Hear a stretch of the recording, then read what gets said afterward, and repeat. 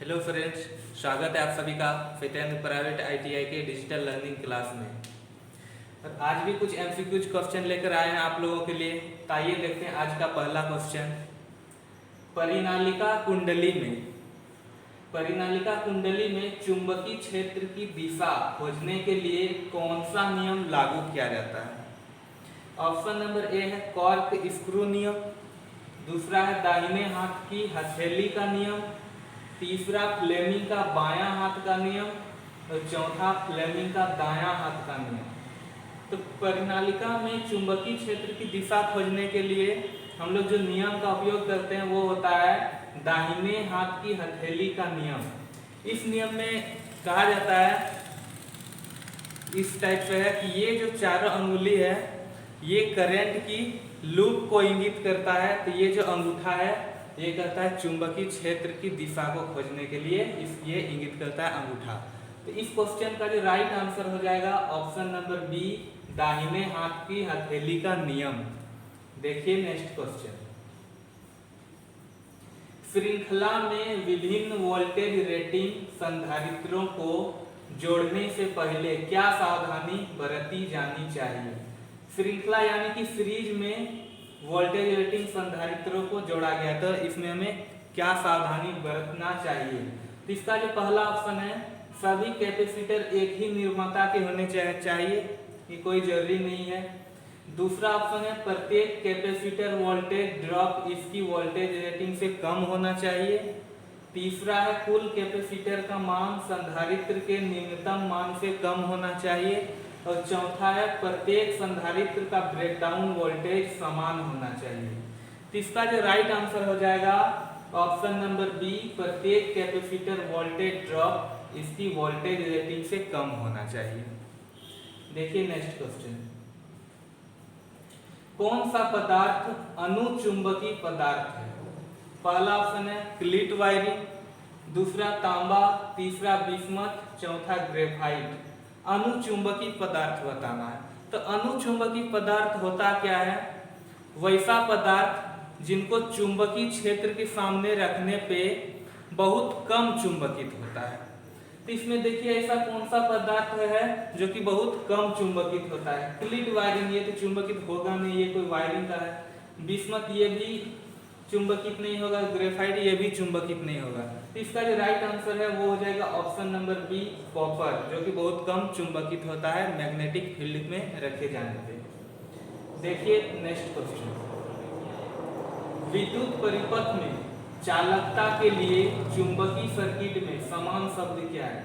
यानी कि विद्युत परिपथ में जो चालकता का काम होता है उसी तरह चुंबकीय सर्किट में ऐसा कौन सा है जो कि चालकता के समान काम करता है? विद्युत सर्किट में चालकता का काम क्या होता है? देखिए कोई भी चालक की चालकता जितनी अधिक होती है उसमें धारा का प्रवाह भी उतना ही अधिक होता है।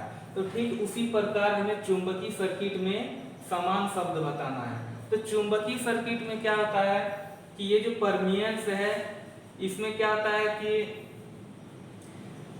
मतलब चुंबकीय क्षेत्र को ये आगे बढ़ाता है, मतलब बढ़ाता है। परमियंस जो है चुंबकीय क्षेत्र को बढ़ाता है। जिस प्रकार ये चालकता है धारा को आगे बढ़ाता है उसी प्रकार ये चुंबकीय सर्किट है जो कि चुंबकीय क्षेत्र को बढ़ाता है। इसका जो राइट आंसर हो जाएगा ऑप्शन नंबर बी, परमियंस।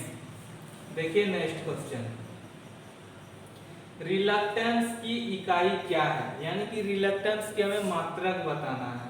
तो इसका पहला ऑप्शन क्या है? वेबर पर मीटर स्क्वायर, दूसरा वेबर पर मीटर, तीसरा एम्पेयर टर्न्स पर वेबर और चौथा ampere turns per weber square. तो रिलक्टेंस की जो इकाई होता है वो होता है एम्पेयर टर्न्स पर वेबर। तो इसका राइट आंसर क्या हो जाएगा? Option number C. देखिए नेक्स्ट क्वेश्चन। यदि विद्युत आवेश Q है और वोल्टेज V है तो संधारिता C की सही अभिव्यक्ति क्या है? यानी कि संधारिता निकालने में फॉर्मूला बताना है। तो जब आवेश को हम Q से डिनोट करते हैं, वोल्टेज को V से लिखते हैं, संधारिता को C से लिखते हैं। तो हमें C बराबर क्या फॉर्मूला है वो बताना है। इसका जो पहला ऑप्शन है C बराबर Q/V, दूसरा C बराबर V/Q, तीसरा है VQ और चौथा है √/VQ। तो संधारिता का जो फॉर्मूला होता है वो होता है C बराबर Q/V। तो इसका जो राइट आंसर हो जाएगा ऑप्शन नंबर ए। देखिए नेक्स्ट क्वेश्चन, आप एक विद्युत चुंबक की खींचने की ताकत कैसे बढ़ा सकते हैं? खींचने की ताकत यानी कि कोई विद्युत चुंबक है, उसको कोई भी चीज को आकर्षित करने की ताकत को हम कैसे बढ़ा सकते हैं? इसका पहला ऑप्शन है क्षेत्र की तीव्रता बढ़ाएं, दूसरा है कुंडली में करंट कम करें, तीसरा है कुंडली में घुमावों की संख्या कम करें, और चौथा है पदार्थ के BH वक्र को बढ़ाएं। तो विद्युत चुंबक होता क्या है? कोई भी कॉइल है, यदि हम उसमें धारा का प्रवाह करते हैं तो उसमें क्या होता है, कॉइल के चारों ओर मैग्नेटिक फील्ड बनता है। यदि हम उस कॉइल पे एक नर्म लोहे का छड़ रख देते हैं तो उसमें क्या होता है, चुंबक का गुण आ जाता है, उसी को हम लोग विद्युत चुंबक कहते हैं। तो उसमें हम लोग आकर्षित करने की ताकत को कैसे बढ़ा सकते हैं? इसका जो राइट आंसर हो जाएगा ऑप्शन नंबर ए, यानी कि क्षेत्र की तीव्रता को बढ़ा के। यदि हम क्षेत्र की तीव्रता को बढ़ाएंगे तो क्या होगा, विद्युत चुंबक की खींचने की ताकत बढ़ जाएगी। तो इसका राइट आंसर क्या हो जाएगा, ऑप्शन नंबर ए। देखिए नेक्स्ट क्वेश्चन, फ्लक्स घनत्व हमेशा चुंबकीय बल से पीछे रहता है, किसको परिभाषित करता है? इसका पहला ऑप्शन है हिस्टेरेसिस, दूसरा है चुंबकीय तीव्रता, तीसरा है चुंबकीय प्रेरण और चौथा है अवशेष चुंबकीय। तो यहाँ क्वेश्चन पूछा गया है कि फ्लक्स घनत्व तो हमेशा चुंबकीय बल से पीछे रहता है, ये किसका परिभाषा है? इसका जो राइट आंसर है हिस्टेरेसिस। हिस्टेरेसिस का अर्थ ही होता है कि पीछे रह जाना, यानी कि जब चुंबकीय बल को लगाने या हटाने के लिए चुंबकीय बल हमेशा पीछे रह जाता है तो उसको हम लोग क्या कहते हैं, हिस्टेरेसिस कहते हैं, जिसका अर्थ भी क्या होता है कि हमेशा पीछे रह जाना। इसका जो राइट आंसर हो जाएगा ऑप्शन नंबर ए, हिस्टेरेसिस। देखिए नेक्स्ट क्वेश्चन, चुंबकीय क्षेत्र में रखी गई आसपास की धातु पर क्या प्रभाव पड़ता है? पहला ऑप्शन है हिस्टेरेसिस, दूसरा त्वचा प्रभाव, तीसरा भंवर धारा जिसको इंग्लिश में एडी करंट कहते हैं, और चौथा पराविद्युत तनाव। तो चुंबकीय क्षेत्र में जब कोई धातु को रखा जाता है तो उस पर क्या प्रभाव पड़ता है? इसका जो राइट आंसर हो जाएगा option number C, eddy current यानी कि भंवर धारा। देखिए नेक्स्ट क्वेश्चन, वायु संधारित्र का उपयोग किस उपकरण में किया जाता है?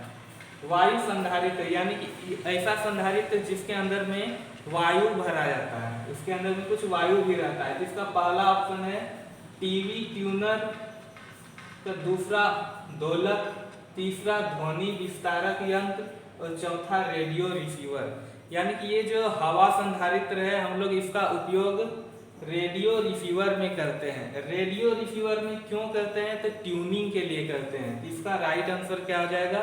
Option number D, radio receiver.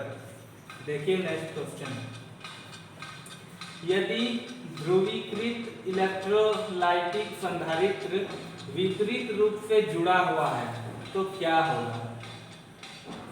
इसका पहला ऑप्शन है संधारित्र पर कोई प्रभाव नहीं, दूसरा है अत्यधिक गर्मी के कारण विस्फोट, और तीसरा है परिपथ में धारा कम हो जाती है, और चौथा है संधारिता का मान बढ़ाया जाएगा।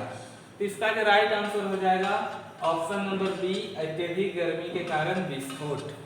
देखिए नेक्स्ट क्वेश्चन, पराचुंबकीय पदार्थ कौन सा है? इसका पहला ऑप्शन है लकड़ी, दूसरा निकेल, तीसरा प्लेटिनम और चौथा मैग्नीज। पराचुंबकीय पदार्थ यानी कि ऐसा चुंबकीय पदार्थ जिनको कि चुंबकीय क्षेत्र के सामने रखने पर भी वो चुंबक का गुण नहीं ले पाता, यानी कि चुंबकित नहीं होता है। तो इसका जो राइट आंसर हो जाएगा ऑप्शन नंबर ए, यानी कि लकड़ी। लकड़ी को यदि हम मैग्नेटिक फील्ड के सामने रखेंगे तो ये चुंबकित नहीं होगा। तो इसका राइट आंसर क्या हो जाएगा? Option number A. अब देखिए नेक्स्ट क्वेश्चन,